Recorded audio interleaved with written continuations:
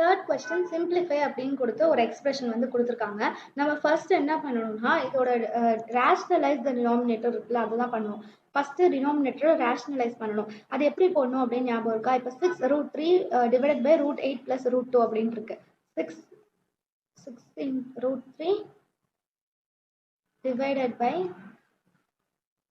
√8 plus √2 அப்படின்னு இருக்கு. இப்போ டினாமினேட்டர்ல ரேஷனலைஸ் பண்ணும்போது இங்க டினாமினேட்டர் வந்து இங்க டினாமினேட்டர்ல பிளஸ்ன்னு இருந்ததுன்னா நம்ம மல்டிபிள் பண்ணும்போது மைனஸ்னு போடணும். மைனஸ்னு இருந்ததுன்னா பிளஸ்னு போடணும். இப்போ இங்க பிளஸ்னு இருக்கிறதுனால மைனஸ்னு போடுறோம். √8 minus √2. அதே மாதிரி டினாமினேட்டர்லயும் √8 minus √2 அப்படின்ட்டு போடணும்.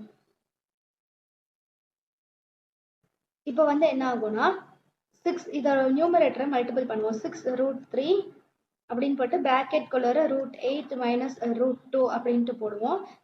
டினாமினேட்டர்ல வந்து a plus b into a minus bங்கிற ஃபார்மேட்ல இருக்கு. a plus b into a minus b அப்படின்னா a square minus b square அப்படின்னு போடுவோமா? அதனால √8 the whole square minus √2 the whole square அப்படின்னு போடுவோம். இந்த ஸ்டெப் தான் வந்து இங்க டைரக்டா போட்டிருக்காங்க. 6√3 √8 minus 2 divided by √8 the whole square minus √2 the whole square அப்படின்ட்டு. இப்போ இது புரியல அப்படின்னா நீங்க இந்த ஸ்டெப் ஒன்று எக்ஸ்ட்ரா போட்டுக்கலாம். ஓகே, இந்த அதே மாதிரி இதுக்கு வந்து என்ன வரும்னா இப்போ வந்து இங்கே ப்ளஸ்னு இருக்கிறதுனால நம்ம மைனஸ்னு மல்டிபிள் பண்ணுவோமா? அதனால √8 into √3 minus √2. அப்புறம் a plus b into a minus bல வரும். அதனால a square minus b square போட்டு √3 the whole square minus √2 the whole square போடுறாங்க.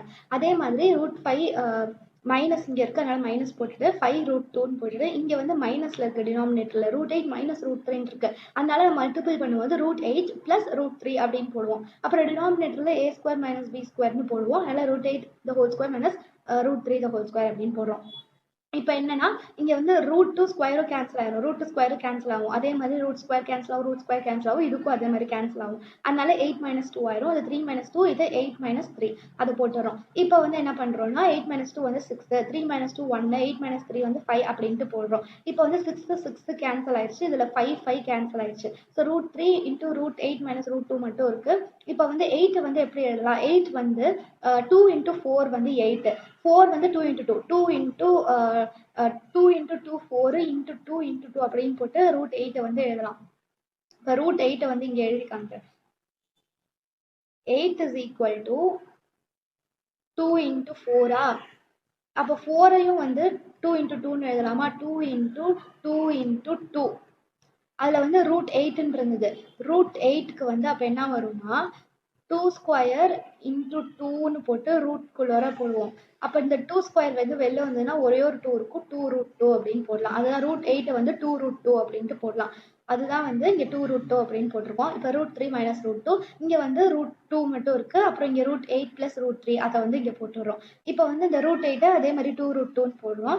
இப்போ எல்லாத்தையும் அந்த மாதிரி போட்டு இங்கேயும் ஒரு √8 இருக்கு, அதையும் வந்து 2√2 அப்படின்ட்டு போடுறோம். இப்போ நெக்ஸ்ட் என்ன பண்றோம்னா 2√2 minus √2 அது வந்து √2 மட்டும் இருக்கும்.